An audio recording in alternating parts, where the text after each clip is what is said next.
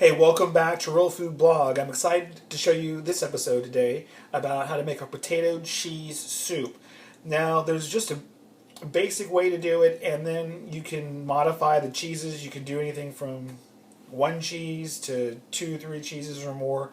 It's just whatever you got on hand, basically. That's what I like about this. It's kind of like our pantry soup where we are cleaning out the rest of our ingredients from the week and getting ready for the new stuff that we're going to be picking up. So I want to show you what we're working with here. We've got a couple different things. We've got some celery, some onion, we have some carrots, we have some Italian squash, okay, or any squash you could use.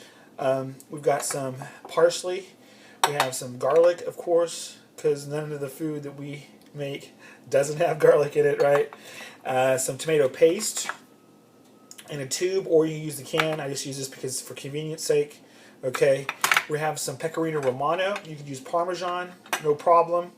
We have some green onion that we're going to use at the very end. Okay, and then let's show you else what we're working with over here. All right. So we've got about 7 russet potatoes that we have just simply sliced up. Okay, they'll cook a little bit faster that way too for you. And then we've got the different cheeses. We've got some Gorgonzola cheese that is really, really good. And some smoked Gouda, which is really, really good too. I'm going to finish this off with some heavy cream. Okay, and some parsley. We're going to need milk. And we're going to need chicken stock, okay, for this recipe. And what I've done is taken the liberty of browning off about 3 or 4 pieces of bacon in the bottom of this pan, okay. So I'm going to use this to garnish the soup with bacon, green onion, and the parsley at the very end, okay. So let's get started with this process. I'll show you how to do this. It's pretty easy, okay, once we get going here.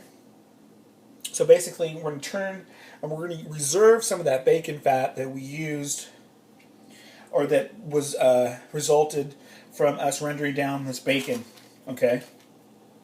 And so I'm going to turn this up to medium-high heat, okay? I'm going to start adding the onion in here.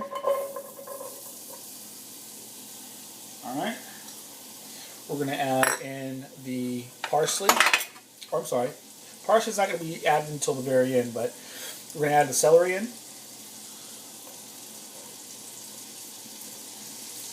Okay. We're going to add in the carrots as well right now. Okay. And we want to sweat these down before we start adding our other vegetables in, okay?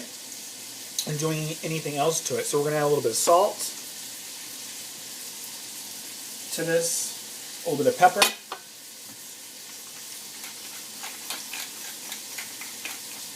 okay? And I'm just using my basic dried herbs, which are dried oregano, dried thyme, and dried basil. These are just my standard go-to herbs. I use everything from our Italian stuff to our Creole stuff. So I'm going to add some thyme. You can check out this recipe actually on the blog. It's posted on there in written format. You can do a search for potato soup and you can check it out and follow along with me, or just get the recipe and make it yourself. But you can interchange a lot of these veggies. Like if you don't have Italian squash, don't worry about it.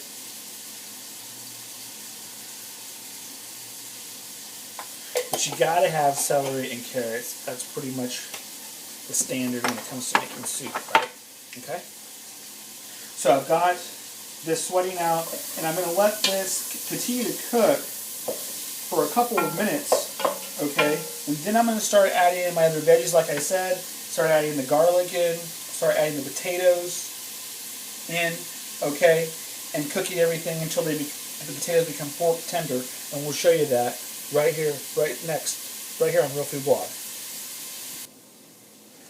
Okay, now these veggies have had a chance to soften up and to become translucent, okay? They smell delicious, okay? So now I want you to check out what they look like. So check them out. The onions are nice and soft. The carrots are getting tender. And the celery is pretty tender, okay? So now what we're going to do is we're just going to finish adding the rest of the ingredients, okay? One of the things we want to do is add a little bit of flour,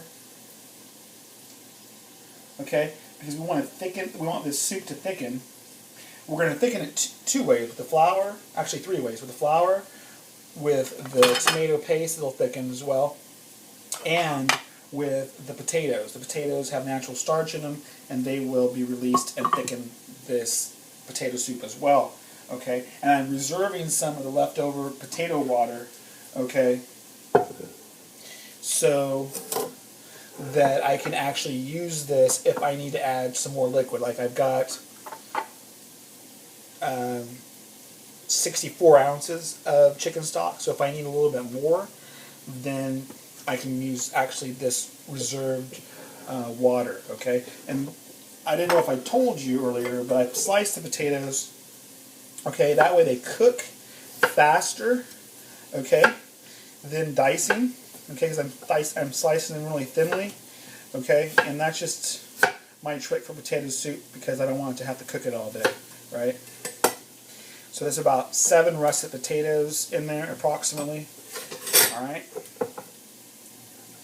And so now that this flour has had a chance to cook off while we got to chat, right? Now I'm going to add in the tomato paste, okay? This adds some flavor to it, some color, and some body, which means it's going to give it some, allow it to help thicken the sauce.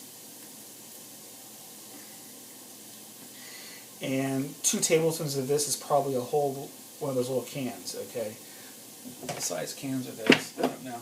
But it's probably like, it's double concentrated, that's why. But you can use like a half a can to a whole can of one of those small tomato pastes, okay?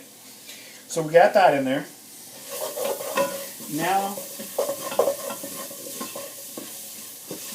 we're going to add in the garlic, which I'm heavy-handed on garlic. This is probably 7 to 10 cloves. Okay, probably.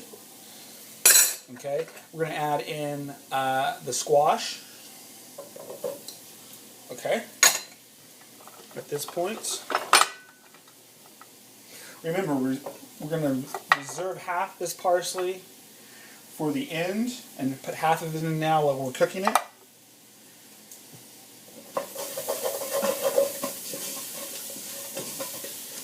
The bottom of the pan is pretty dry now, so I'm going to add some more oil. Okay. Now I'm going to turn this over high heat. Okay. And I'm going to add in the potatoes. All those sliced potatoes. It's going to do 2 things here. It's going to help reduce or slow down the cooking process so the garlic doesn't burn, and it's also going to help get all the bits and pieces from the bottom of this pan that we have developed while we've been cooking all these veggies together. Okay? So now I added all those potatoes in. I'm going to reserve, like I said, some of this liquid, okay, because we don't want that to go to waste. Okay? So now I'm going to add some more salt because we had all those potatoes. I'm going to add some pepper.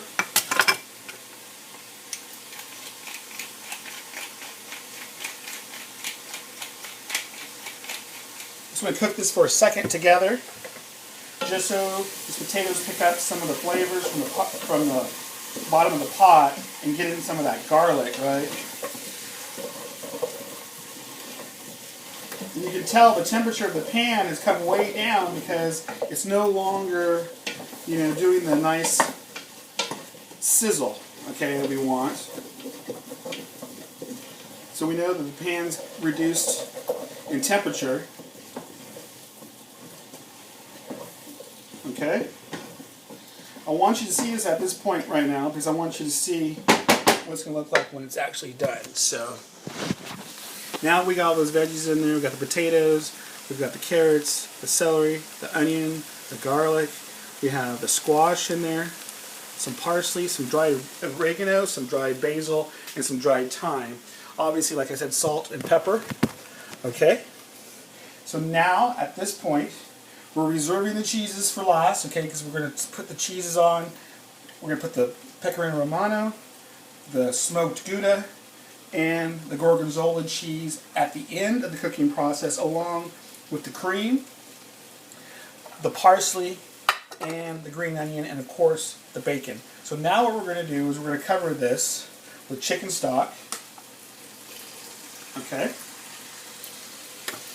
This is about 64 ounces, or 2 of these cartons of chicken stock.